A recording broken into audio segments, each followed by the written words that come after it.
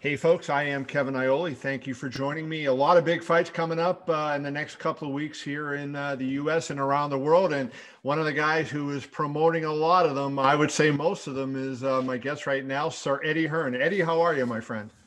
Good, Kevin. Long time, mate. Long time. Good to see you. It is good to see you as well. You got Derek Chisora and Joseph Parker. I think a really fascinating heavyweight fight. It's kind of in the U.S. heavyweight day. You got that fight on DAZN on Saturday, and you have Andy Ruiz and Chris Arreola on pay-per-view. So a lot of good heavyweight action. Then you got Canelo Alvarez and Billy Joe Saunders. I was almost going to say Joseph Parker, Billy Joe Saunders. Yeah, that'd be a tough one. And you know, Billy Joe's here in Las Vegas. Let's start there. The odds makers are not giving Billy Joe 31-0 much of a chance to beat Canelo Alvarez. It's better than a 6-1 spread. And while I knew Canelo would be the favorite, are you shocked by the number, how wide it is in favor of Canelo? Yeah, I mean, I think, you know, in the boxing world, everyone gives Billy Joe Saunders a great chance. I'm one of those guys. I think people just look at Canelo Alvarez as so dominant at the moment, you know, particularly the Callum Smith performance, where the guy who, you know, was really the number one ranked super middleweight out there, he was the Ring Magazine champion, and Canelo beat him, you know, with consummate ease. I think people look at Canelo Alvarez and say, maybe he's just unbeatable. And I don't think it's detriment to the chances or the ability of Billy Joe, but that's how he's perceived to be. Billy Joe's a different kind of beast. I mean, he's the guy, he's a bit of a maverick. You know, he rises to the occasion. Sometimes his levels will drop when he doesn't need to be good. But he is the kind of fighter, the special kind of fighter that has the ability to turn things on when it matters. And he's got a little bit of the bit between his teeth. You know, I was in Las Vegas with him. He's in probably the best shape I've seen him in, I think, his whole career. He's having a little bit of a go at me. You know, he thinks that I'm favouring Canelo Alvarez. And I think he's trying to sort of mentally position himself as the underdog, the outsider, the guy who no one wants to win. And maybe he's all of those, you know, to people. But I think that this is the toughest test for Canelo Alvarez. I really do, you know. And that's Callum Smith, that's Caleb Plant, that's all of those guys included because of the mindset of Billy Joe Saunders, the way he moves, the style, of course. You know, no one really wants to fight him. And I think it's quite funny because I've heard Canelo Alvarez talk in interviews when people always ask him the same question. Oh, you struggled a little bit against Lara and Trout and obviously Mayweather. You know, they're all movers. And he's like, that was a long time ago. I feel like I'm twice the fighter than I was then. But no one enjoys fighting the style of a Billy Joe Saunders, you know, and a Demetrius Andrade. I mean, I put those guys in two similar categories because I think they're outstanding talents that are very difficult to beat. So you have to give Canelo the credit for facing a fighter that not many people want to face. And I think Billy's a real live dog in this fight. I do. You know, I think he's got a great mindset. I think he's had a fantastic camp, but he is going to have to pull it off on the night, you know, and it's going to be raucous. I mean, we're going to have nearly 70,000 people there at the AT&T Stadium. I mean, the atmosphere is just going to be mind-blowing. But he is, you know, he's not the kind of guy, Kev, that's going to get in there and freeze. You know, I think he's going to get in. I think he'll put in his best performance. It's just going to come down to, is that good? By the fact that, you know, Tyson Fury is here with him and they have a relationship, obviously. And the fact that Tyson's now training for his fight with AJ here in Vegas, for at least for a while. Do you think that helps him from a mindset? You know, he has a familiar face there with him and Tyson can help him? Massive, because Tyson's very good mentally now. You know, I mean, he's another guy that likes to feel like his back's against the wall. And I think Tyson will be in his ear saying, you know, Eddie Hearn don't want you to win. The fans don't want you to win, but this is what we do. You know, when I went out to Germany, no one wanted me to beat Klitschko. When I went out to the States, no one wanted me to beat Deontay Wilder. You know, we're taking over, and you can see it. You know, it's a powerful pairing, right? Those two. You know, and I think and good energy and you know, I think that can go a long way. Now, if you're not good enough on the night, it's irrelevant, but it certainly can give you an edge. And I think, you know, Billy's going to need an edge here because he's facing the pound-for-pound number one. And I think Tyson Fury is going to be a big influence. I mean, probably not just on the night, but maybe at the weigh-in. Who knows? You know, just trying to unsettle Canelo Alvarez a little bit. Is that possible? You know, but Billy will be trying to get under his skin for sure on fight week and take him outside of his comfort zone. You know, and you referenced Lara and Trout, and you know, I get the comparisons, but it seems to me Billy doesn't fight like those guys. I mean, Billy has kind of a unique style all to himself that if you haven't been in there with him, it seems like it's something that's very hard to a puzzle to solve. Would you agree with Yeah, that? it's very fluid. I mean, you know, he moves tremendously well. If you watch the Lemieux fight, you know, the two standout performances from Billy are really Andy Lee and David Lemieux. Yeah, Right. Lemieux was And what, amazing. yeah, Lemieux, I mean, I wasn't working for Billy then, but I woke up in the night to watch that. And I thought he'd get knocked out that night. And I watched it and I was almost mesmerized by the performance. I mean, he absolutely schooled him, didn't he? Won every round. He was spinning off him. He was frustrating him. You know, can he do that against someone with the levels of Canelo Alvarez? Again, it goes back to, I think Billy's one of those kind of natural fighters, a bit like Tyson Fury in that respect, where they kind of go in there and they know their way around the ring. Mm-hmm. But can you do that against Canelo? That's, you know, I feel like the shape that Billy's in, the mindset he's in, I don't know many that could beat him right now. But he is in with a very special fighter. But you know, I know Billy will be coming to win. I know he'll believe he can win. And like I said, I don't think there's a tougher fight out there for Canelo Alvarez than Billy Joe Saunders. Interesting. You know, I want to ask you this, just so since we're in that division talking about Canelo, you had Gennady Golovkin with a great performance earlier in the year, and then it's like he disappears, and we see he may fight on New Year's Eve. Like, there's a long time between now and New Year's Eve. What's going on with Gennady that he's just looking to December? I mean, that just seems bizarre to me. Yeah, I said that, you know, after the Andre victory. You know, it's so frustrating with Demetrius because, you know, in some fights, like even against Liam Williams, he still showed signs that, you know, he got hurt a little bit and he looked a bit tired in the second half of the fight. And, you know, I want the champions. I really feel that champions should fight champions. You know, that's one of the reasons I champion Canelo is, like, he's fighting Billy Joe. No one really wants to fight Billy Joe, but he just recognizes I have to beat the champions. Next is Billy Joe, then it's Caleb Plant, or whatever order you want. Right. You know, and I want people like, I mean, Gennady's done a lot in the sport, so it's not like he really has a lot to prove, but particularly people like Charlo to say, like, you know, we keep talking about unifying. You see his brother doing it. It should just be a natural process to fight a champion. And for Gennady, it's difficult because I work with him. I don't want to call him out, but I kind of feel like he'd be a big favourite with the bookmakers against Demetrius Andre. And that would be another opportunity for him to win a belt. You know, he could fight Demetrius Andrade in the summer, then he could fight Murata on December 31st, and then you'd be faced with a Charlo fight for the undisputed, you know, next spring, summer. That seems like a kind of obvious process. But, you know, I don't know if that's going to be the case, but I would certainly like to see Gennady fight before a potential Murata fight, because it would be a year since crazy. he's boxed, and it was a year and 2 months since his fight before that. So then all of a sudden you're looking at 3 fights in 3 years. You're out of sight, out of mind. That's no doubt. Like, you know, obviously anybody who talks to you these days is going to be asking you about Fury and Joshua, and I know you've said that, you know, they're close, and so I want to, you know, get you on the record again. Where do we stand? When are we going to hear an announcement that they're actually going to fight? Forget all these contracts and everything else. When are they going to fight? Well, my biggest weakness, Kev, is I keep giving people dates. Do you know what I mean? So I might say 2 weeks' time, or it'll be done by the weekend, or it'll be done this. And, you know, I keep snookering myself because I'm quite a positive guy. And I think, well, I know we're on the verge. Where we stand at the moment is not to bore you too much, but we had a big call with the lawyers on Sunday night. We are finalising the final drafts. We expect to get one back tomorrow.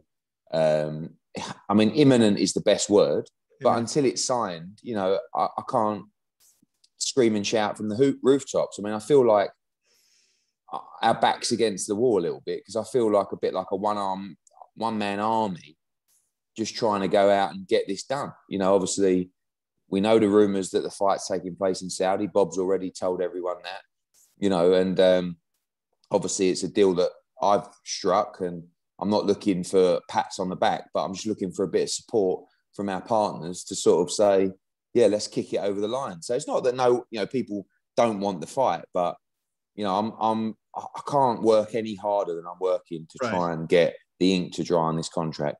I'm convinced the fight happens. Going back to the fighters have signed the original contract. And when we did that, everyone said, well, you haven't got a site deal. We went out, we got a site deal. Everyone's happy with that.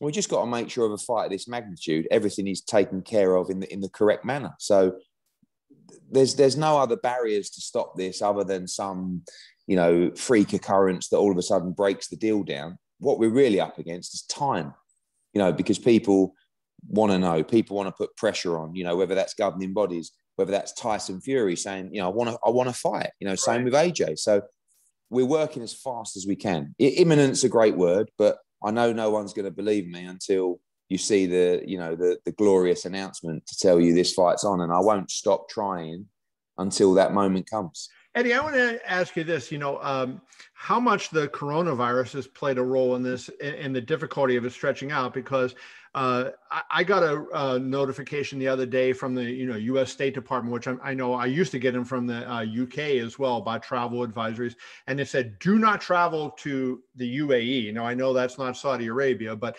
in that general area of the country, and they were talking about coronavirus has spiked in the UAE. Has that been an impact of a difficulty of you getting the Saudis to commit to a date and how we're going to get people there and everything else? Not really that territory. I mean, over here, Dubai, for example, has gone on a red list here, which means you have to quarantine in a hotel. The numbers are actually quite good in Saudi at the moment. I think the bigger difficulty has just been the fact that we are in a global pandemic. We are pretty much in a global recession, and the hardest thing with this fight is, striking the sizable deal that we have done. And I do think that the fighters may have earned a little bit more money if the fight was 18 months ago, pre-pandemic, because the world is a very different place right now. It's still a tremendous deal for both fighters, but is it a nine-figure site fee? Is that what you got? 9 figures. Let's see. Yeah, it's over that. But is there ever? I don't in my history remember a bigger one. That's got to be the biggest site deal ever. Yeah, I think it's just, I think most people would have preferred the fight to take place in November, December, as in sites. Right. But this was never on the table. This fight has to happen this summer because ultimately this is the time for the undisputed fight, right? Someone else will have to fight a mandatory, someone will get stripped. So that was the hardest thing about striking this deal, was saying to the sites, it has to be in July. If it's August, it's first week of August. It's not, right. The plan is still end of July. So, because it gives the guys a chance to do the second fight this year. So, again, I can't do any more. I can't try any harder. If it falls through at this stage, which I think is highly unlikely, I can look myself in the mirror and say, you can't have done any more. But I don't expect that to happen. There's only so many drafts that can go backwards and forwards till everyone goes, we got one. And we're kind of in that boat at the moment. I have covered boxing for 30 years. And, one of the things I've noticed in that time is almost everything is always cued to US start time, right? So I know this time you're going to start it to the UK start time. And I've heard estimates from people saying, and I don't know the UK pay-per-view market like I know the US pay-per-view market, but I'm hearing people saying that you could do 2.5, 3 million pay-per-views in the UK. So number one, do you agree that is possible in the UK? And then number two, if you do 2.5, 3 million in the UK, what do you think is possible in the US? I was a little disappointed, frankly, with Fury and Wilder too, thinking I think it did 800 something. I thought it would do a lot better than that. Well, what do you think the numbers are possible in the US for this fight? Well, I think in the UK, I think those numbers are right. I mean, the record is somewhere close to 1.5 million buyers. There's never been anything like this before. And obviously the start time is very favourable for the UK. So I think 2.5 is a good estimate with a 3 million upside. And I think in the US, I think although Fury Wilder 2 didn't do amazing numbers, it was great for the profile of Tyson Fury. You are there talking about two Brits. I know the two Andy Ruiz fights were shown in the US. They both did very well, particularly the second one on DAZN, because in the first one, not a lot of people knew about Andy Ruiz. Right. And the numbers were staggering for the second fight on DAZN, the rematch. And I think this does good numbers. I mean, you know, can it do 500,000? Can it do 400,000? I think, you know, maybe the spread's 400, 600. I don't know. I mean, I think that, you know, it's going to be coming into your time zones probably around 3, 4 p.m. Eastern time, something like that, maybe 5 p.m. Eastern time. So, you know, it's a nice time for an undisputed heavyweight world championship fight. Kind of like they used to do in the old days. Yeah, exactly. We appreciate it's two Brits, but, you know, it's two Brits that still are well known in the US, and it's a very important fight for boxing.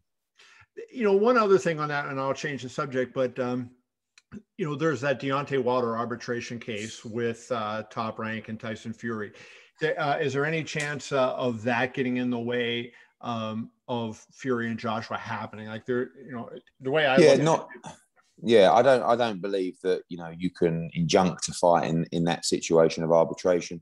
It's not my business. What we're being told is absolutely not. I wish Deontay Wilder would get on and, you know, start his career back up, because I think he's tremendous for the division. But I think that's a process their side has to go through, but we don't expect it to have an impact on the fight. Okay. You know, one of the other things, interestingly, well, two things, I guess, you know, your father kind of completely steps away. Barry steps away from the business, so you take over there. Not that you needed any more to do, but now there you go. And then you're making DAZN the official home of boxing in the UK, right? I mean, Sky and BT. I'm sure they weren't happy about that. But so, how do you anticipate the DAZN deal being received in the UK? And is it going to be firstly, nothing official on that yet, Kevin. Nothing official. Only Coppinger sources. But, you know, it's well documented that we have our long-standing Sky deal expires on the 30th of June this year. So it's a difficult one for us, you know, and we'll make an announcement in due course about our future. Sky are a tremendous partner. You know, we've had a great relationship with them for a long time. Everybody knows about our DAZN deal in the US. Everybody knows how aggressive DAZN are being in the global space. Right. And, you know, streaming, I think it plays a huge part of the broadcasting future. So it's not like, you know, when we came into the US with DAZN, we had 2 shows a year with HBO. That was really what we had. What we have in the UK is a tremendous broadcast with a deal. We take a life-changing opportunity, quite frankly, to move us off that space. And, you know, there's a lot of conversations going on at the moment. You know, Coppinger had a go at me because I said not everything he said in the article was true, and he didn't like that. You know, he sort of had a pop at me. But, you know, it's very well documented over here. It's very well talked about. And I think you can expect an answer and a statement from us in the next few weeks on that. Let me ask you about DAZN in the US, Eddie. You know, I mean, if you're a boxing fan, to me, I don't understand how you don't subscribe to DAZN and ESPN Plus. I mean, the two together are just phenomenal. What you get, you know, for it, for the money. But it seems like, you know, DAZN is moving more toward like, okay, US isn't the primary market anymore. You know, we're seeing fights starting early. The Golovkin fight, we mentioned him earlier, started in the middle of the afternoon here. You know, why do you think it hasn't caught on the way maybe at the beginning when the deal was first brought up in the U.S. the way it was? Why do you think it's taken, you know, it's kind of struggled along the way? I think DAZN's in a tremendous place at the moment. I mean, I know I'm biased, but I really feel like it has the best schedule in boxing and has done for a long time. I mean, we came off a spell, which was Canelo against Sergey Kovalev, Gennady Golovkin against Derevyanchenko, Usyk, AJ against Ruiz 2, and KSI against Logan Paul. They were like 6 fights that were over about a 4-month period. And that was the peak of subscribers that we had in the US. And that was a really, really strong number. Fast forward 2 or 3 months and the pandemic hits and no live boxing for 3 or 4 months.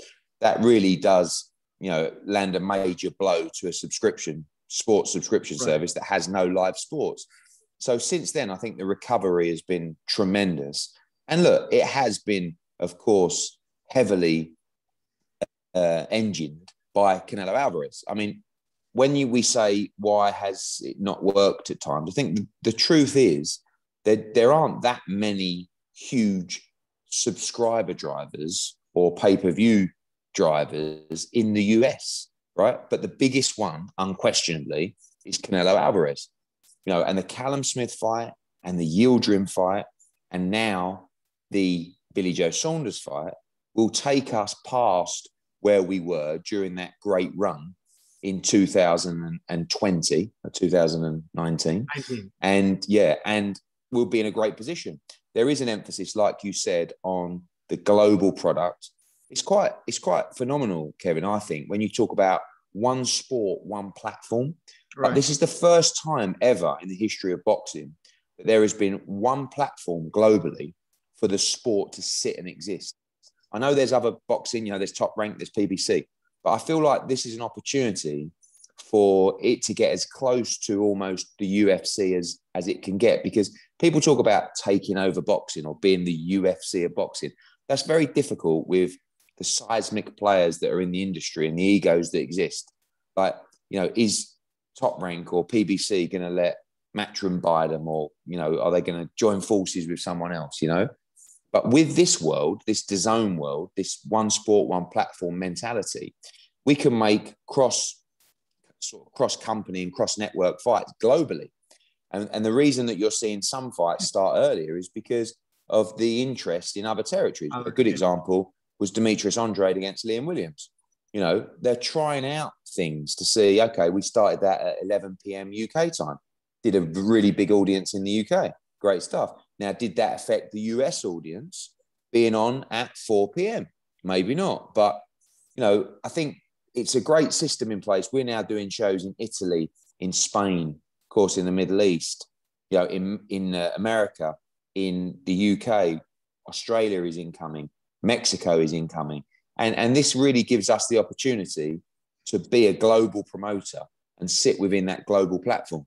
And what about Eastern Europe? Because you have so many Eastern European fighters, and there's so many great ones out there. You know, Gennady at the head of that list. You know, has DAZN, is there any way to get into that market? Because it would seem to me, given the success that those Eastern European countries have in the amateurs, and that some of their fighters are now having in the pros, that you would think that the Eastern European market would be also ripe. I think so, yeah. I mean, I think at the moment, it's a really interesting model. You imagine, Kev, that you do a show, and then on Monday, you get a report from every country in the world about the viewing figures and the sign-ups. I mean, for someone that loves boxing and someone that loves numbers, that is like the match made in heaven. You know, you're sitting there. I mean, to give you an example, I know that DAZN don't like to issue subscriber numbers, but when AJ boxed Pulev, all of a sudden, you've got a couple of 100,000 subscribers in Bulgaria. You know, I mean, wow. Who are they? They exist. Boxing in Bulgaria exists. And it gives us the opportunity of almost free research to look at markets that have potential for us, not just for DAZN. You know, so all of a sudden we look at it and go, hang on a minute. You know, we've got a couple of 100,000 subscribers there in Bulgaria. Do we go in and create localized events? You know, Spain, Germany, Italy. We're seeing big numbers for our US shows and Canelo Alvarez shows and Gennady Golovkin shows and AJ shows. We know there is a captive audience. There is an intelligent boxing audience and market that would like and appreciate localized content. Yeah. So for us, we want to continue doing the big shows around the world, but we also want to go to these territories where boxing exists and boxing has a chance to thrive. And, you know, going back to that UFC of boxing, I really feel like this can sit as a global platform. It's never been done before. And I think when the full extent of the operation, particularly in the UK, gets revealed, I think people are going to be quite surprised by actually this. It's really unique. So you could beat the drum around the world, say, if you want to watch boxing, if you want to watch Matchroom shows, this is where you watch it. And you can spread that message globally. And that's never been done before. So you've been really generous with your time. I don't want to keep you too much longer, but because you played such a big role in the Paul brothers, kind of rise to prominence. Yeah. I want to ask you about Triller before we get you out of here.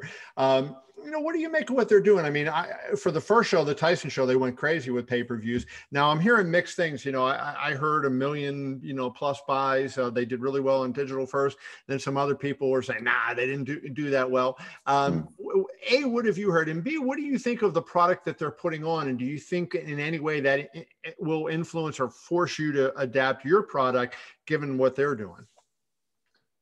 I mean, every time I keep commenting on it, people turn around and say, well, it was your fault anyway, because you started it with KSI Logan Paul.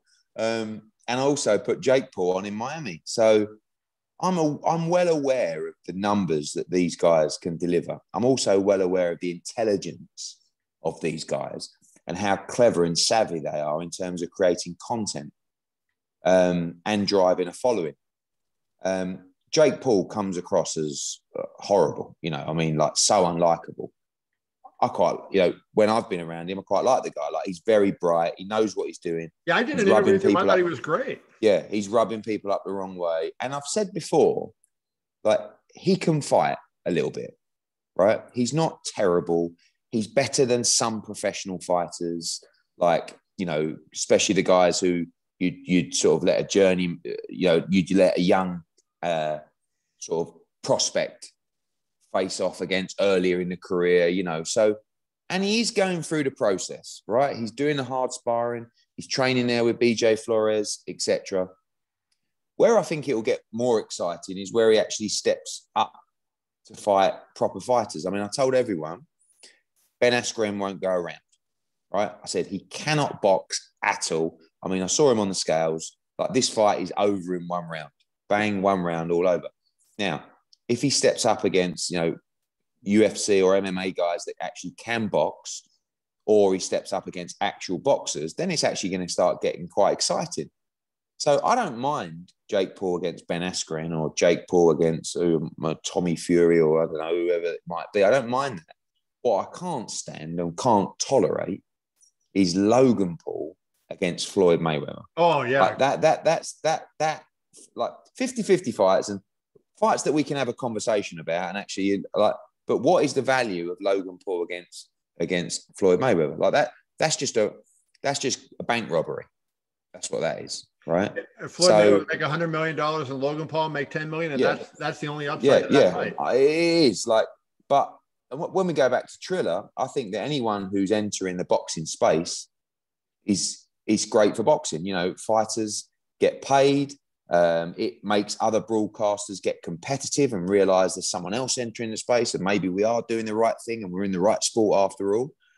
You can't take it to, it's never going to be championship boxing. It's never going to be stuff that you, or maybe even me and other people, look at and fall in love with because we've been around the sport for 30 years, 40 years, 50 years, whatever it's going to be. But it's entertainment. I think if you're part of the show, you clearly have to be high on drugs to be part of the show. Carpenter. Carpenter, yeah. And but it's a bit of music, it's a bit of fighting. I don't know what it is. It's a bit of everything, isn't it? But it's fresh. It's fresh. So I'm fine with it. I'm fine with it. I don't really put it in the same category as the stuff that we're doing. Even when we did Logan Paul against KSI. We had Devin Haney, we had Billy Joe Saunders on that card. We have other world championship fights on that card. So I tried to position it a little bit different. I tried it. I liked it. Probably won't be doing it again, but never say never. But, So you mentioned Devin Haney, and so I said that was going to be the last question. But since I live in beautiful Las Vegas, Nevada, the greatest city in the world, I have to ask you about Devin Haney fighting. And was there ever a chance that it was going to be Ryan Garcia? Did you try to make the fight Devin Haney and Ryan Garcia for Las Vegas before you went to Jorge Linares? Well, when Devin Haney boxed, when Ryan Garcia boxed Luke Campbell, that fight was a final eliminator for Devin Haney.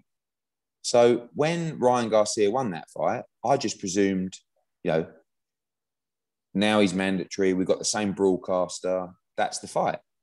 But they really didn't want to do that fight. So we've been really searching hard for the right guy, because I believe Devin Haney's the best lightweight in the world, right?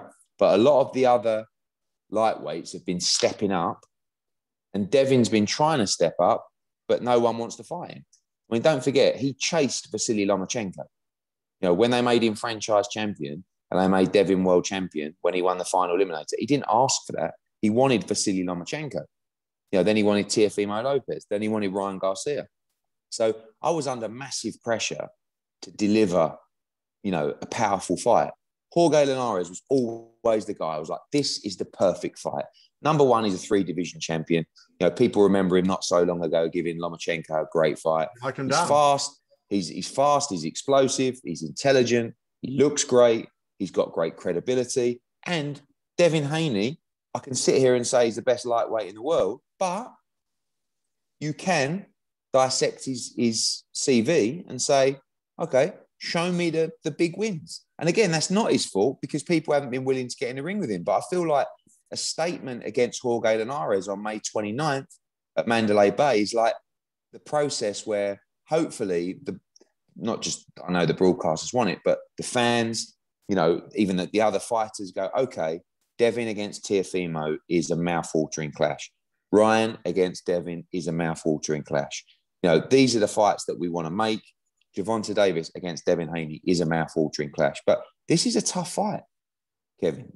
This is a really, really tough fight. I'm watching Jorge Linares across social media and I'm thinking, wow, this is like, you just see the sort of last roll of the dice mentality saying, what I'm going to do? I'm going to put everything into this camp. This is my last chance. And that's dangerous. And, I'm nervous about the fight, but I want to be nervous about the fight. And let's see what Devin Haney's made of. I think he's the real deal. Let's find out.